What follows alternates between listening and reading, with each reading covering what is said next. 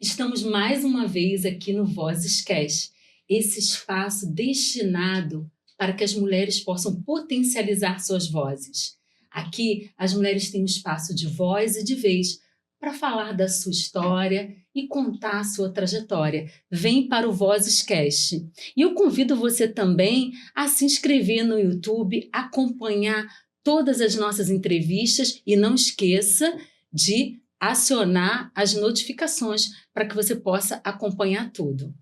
E hoje eu quero dizer que eu estou extremamente honrada em receber duas mulheres incríveis. E a primeira que eu vou apresentar a vocês, eu já começo fazendo uma provocação para que vocês pensem no que eu vou falar agora. A voz feminina, ela precisa ocupar poder ou pedir espaço? Seja bem-vinda, doutora Érica Arruda. Eu estou imensamente orgulhosa com a sua presença aqui. É uma honra ter você aqui. E eu gostaria de saber, doutora, em que momento você começou a dar voz e se tornar protagonista da sua história? Eu gostaria também que você se apresentasse para o nosso público. Obrigada, querida. É uma gratidão estar aqui, agradecer a todo mundo que está assistindo, né? Andréia Caminha é uma querida. Eu sou a Érica Arruda, né? Eu sou advogada. Hoje sou gestora pública, tenho 20 anos aí de trajetória em gestão pública, na academia, faço pós-doc, dou aula em universidade e eu entendi que eu podia ser mais quando eu percebi que eu não precisava de um crachá para ser alguma coisa, né? Que eu podia ser a Érica profissional através da minha própria empresa. Então, foi no momento em que eu fundei um instituto de projetos sociais e governamentais que eu entendi que eu podia me representar a mim mesma. Eu hoje também sou vice-presidente de uma comissão muito importante na OAB do Rio de Janeiro, a Comissão de Políticas Públicas para Mulheres, que a nossa querida Andréia é consultora de imagem e estilo. Com muita honra. Com muita honra, queridíssima. A gente está fazendo um trabalho belíssimo lá. E aí eu entendi que eu não precisava de nenhum crachá e de nenhuma referência, que eu mesma construía a minha história e que o poder do meu nome, da minha trajetória, já me dava essa possibilidade. Poxa, obrigada. Érica, elaborei aqui umas perguntinhas para você. Posso fazer?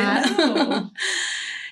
Você construiu uma carreira sólida, né? Transitando entre o direito e a gestão pública. Em que momento você entendeu que seu propósito estava diretamente ligado às políticas públicas e à transformação social? Então, né, que bacana essa pergunta, né, Andréia?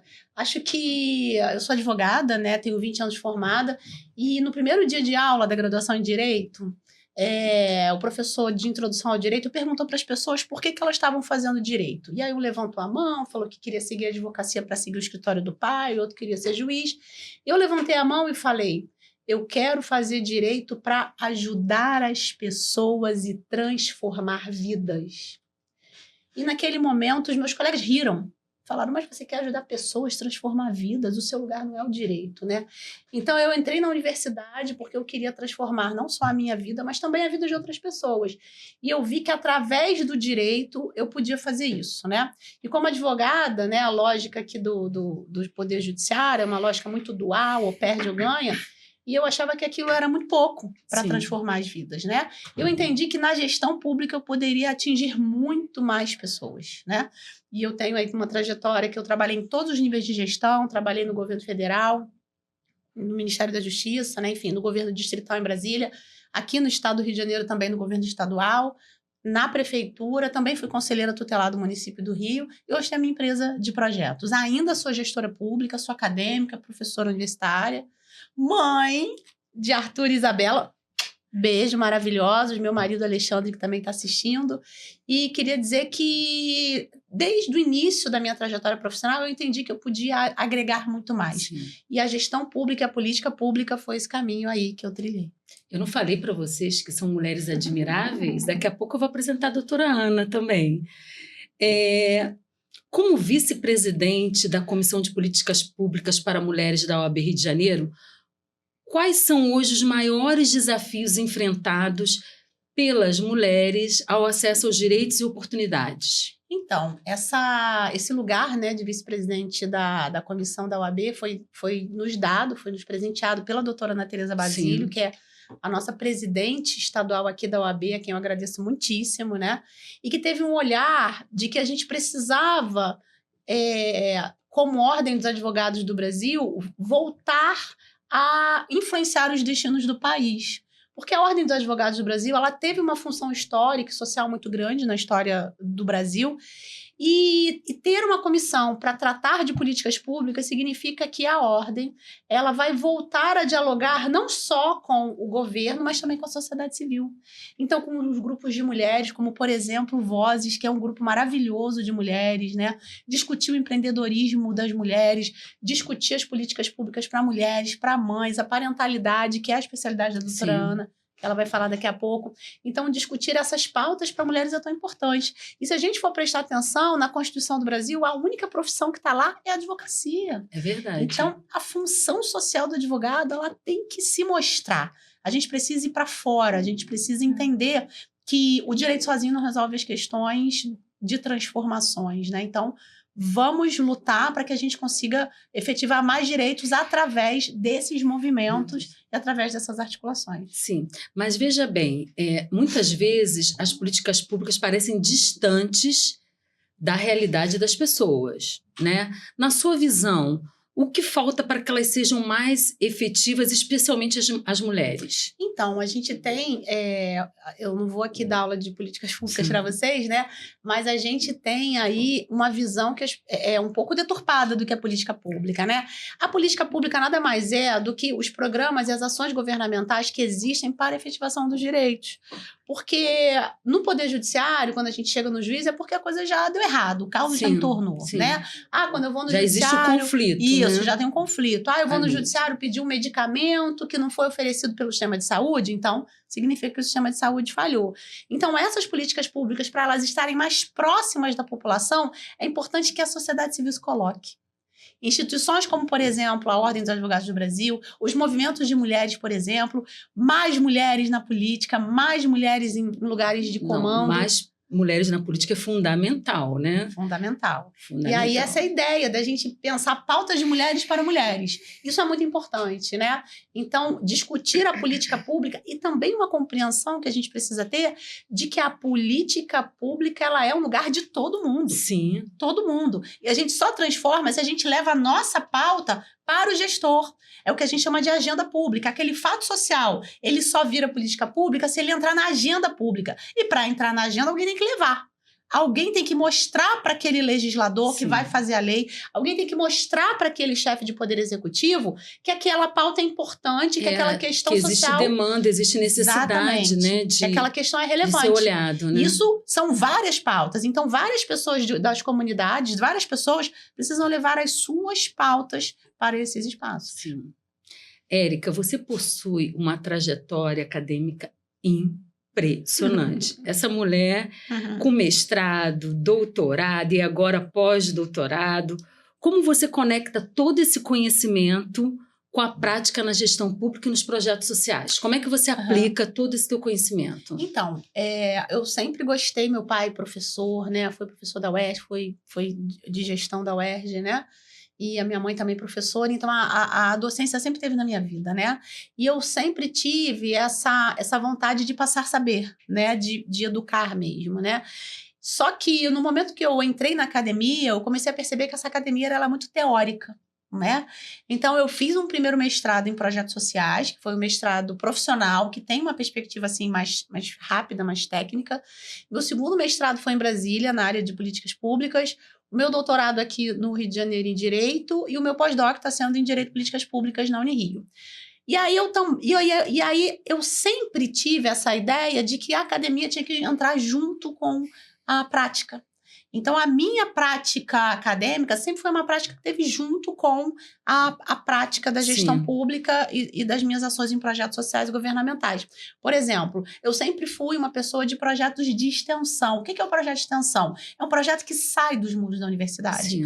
Então, eu já dei aula na Estácio da Unigran Rio, em várias universidades, e a gente montou projetos de extensão maravilhosos. A gente tinha alunos de graduação virando palestrantes, a gente tinha alunos de Que graduação bacana. falando para as pessoas, construindo Eu materiais. acho que essa é a maior recompensa, né? Exatamente. De quem está liderando um projeto desse, ver o quanto isso impacta, né, na vida dessas pessoas, né? Muito legal. E entender que o saber acadêmico é importantíssimo, a gente precisa de dados oficiais, diagnósticos, senão a gente não constrói política pública, senão a gente não consegue construir uma política efetiva, porque eu preciso de um diagnóstico do que está acontecendo. Sim.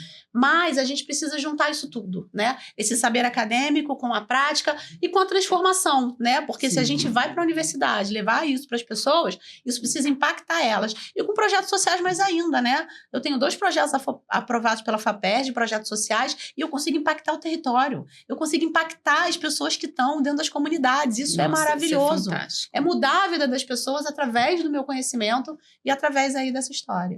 Como pesquisadora na área de direitos humanos, o que mais te preocupa atualmente no cenário brasileiro e o que te dá esperança de mudança? Então, o cenário não está muito bom, não tá né? muito bom. Mas vamos ser otimistas. Com certeza.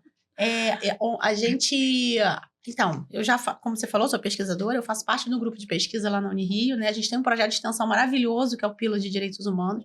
Dá um beijo aqui para todos os meus colegas, a professora Edna Raquel, que é a nossa coordenadora lá na Unirio. E a gente sempre teve o objetivo de elucidar e fazer com que os direitos ficassem mais palatáveis, né? Porque Sim. o direito ele é muito técnico, tecnicista, né? Então, nossa ideia era desencastelar o direito mesmo, transformar ele em algo mais próximo das pessoas, né? E a situação hoje da efetivação de direitos, o que nos preocupa, que me preocupa, e todas nós somos pesquisadores, é que a gente tem algumas pessoas e alguns grupos que são contrários a alguns direitos, né? Isso é muito ruim, porque o humano, ele é humano, as pessoas são pessoas, né? Então, a gente precisa entender que somos todos iguais e que não tem sentido cobrar uma igualdade para um grupo, cobrar uma igualdade para outro grupo, né? Fazer com que pessoas se engalfiem mesmo, né? Então, isso vai fazer com que a gente não evolua. Para que a gente evolua de verdade, a gente tem que entender que tem espaço para todos. É verdade. As minorias, as maiorias, o poder econômico maior, o poder econômico menor, né? Então, se a gente entende que a igualdade existe de verdade, a gente consegue evoluir, porque aí tem espaço para todo mundo, né? Então, acho que o maior problema hoje é esse, é entender que tem espaço para todo mundo, a gente não precisa brigar, a gente não precisa disputar, né? Tem direito para todo mundo, né? O cobertor é curto, eu falo muito isso na política Sim. pública, a gente tem que ter orçamento, mas se a gente consegue fazer uma divisão igualitária disso tudo, a gente consegue contemplar todo mundo. Isso é importante. E já estamos finalizando. Gente, passa rápido, né? Se você pudesse deixar uma mensagem para as mulheres que desejam atuar na área pública ou social, mas ainda não se sentem preparadas, e o que você diria para elas? Eu diria para terem coragem. Tenham coragem, não desistam, né? Eu também estou na gestão pública, né? A gente precisa, como mulher, mostrar que a gente é boa o tempo todo. Né? Essa igualdade entre homens e mulheres ainda não acontece totalmente, então por ser mulher a gente precisa sempre ser melhor. Então tenham coragem, sejam muito boas no que vocês fazem, peçam ajuda umas para as outras, a gente está aqui para se ajudar. Sim. Grupos como, por exemplo, Vozes, é um grupo que a gente se ajuda, a gente se encontra, a gente se reúne, vamos conversar, vamos dialogar, transformar, porque juntas a gente constrói muito mais do que separadas. Não, com certeza. Eu acho que essa visão, porque assim, a gente vem aí com uma ideia de competição, uma coisa já engessada de que mulher tem que competir, e é justamente o contrário, porque quando você reúne forças, todo mundo já olha para a mesma direção e o crescimento acaba ocorrendo de forma mútua para todas, né? Então, por isso a importância do projeto Vozes e Conexões Femininas na vida dessas mulheres. Por isso que o Vozes Cast é exatamente essa oportunidade para que vocês possam falar e mostrar das suas trajetórias, né? Érica, eu gostaria de agradecer imensamente a tua participação. Eu peço que você deixe seu Instagram para que as pessoas possam te acessar, te acompanhar. E eu desejo muito boa sorte na tua trajetória e pode contar com Vozes. Obrigada, querida. Eu queria dizer isso também, tá, gente? Depois que eu entrei pro Vozes, né, eu conheci mulheres incríveis, eu consegui fazer muitas articulações bacanas, eu consegui muita coisa que eu não imaginava conseguir. Então, queria agradecer a Andréia por me proporcionar fazer parte do Vozes, fazer parte desse podcast maravilhoso, conhecer mulheres tão incríveis que hoje a gente consegue trabalhar juntas, né, construir juntas. E o meu Instagram é @ericamaiaarruda. Entra lá, né? Tem muita coisa legal lá. A atualização está acontecendo à medida que os dias vão passando e a rotina deixa. E queria também, gente, mandar um beijo para minha família, né? Porque a gente deixa de estar com eles, né? Um beijo para Isabela, um beijo para Arthur, um beijo para Alexandre, que é meu marido. Agradecer todo dia a vocês por me proporcionarem ser essa mulher com essa trajetória, esse currículo que tão legal, né? Enfim, com tanta coisa bacana que eu já consegui fazer, foi muito porque vocês estavam junto comigo. Obrigada. Para finalizar, eu preciso falar que você tem minha admiração. Viu? Querida. Eu quero ser igual a você quando eu crescer. Obrigada. Isso aí tem um mimozinho aí, é o quê que eu não vi? Então, esse mimo aqui, ele é um material da nossa comissão. Mostra aqui para a câmera, em parceria com o nosso Instituto de Políticas Públicas e Projetos Sociais, o Instituto de Parentalidade Positiva, que a doutora Ana Luz vai falar um pouquinho. Entendi. Tá bom? Obrigada, meu amor. Bom, gente, é isso aí. Acompanhe o Vozes Cast para novos episódios e um beijo no coração de cada um de vocês.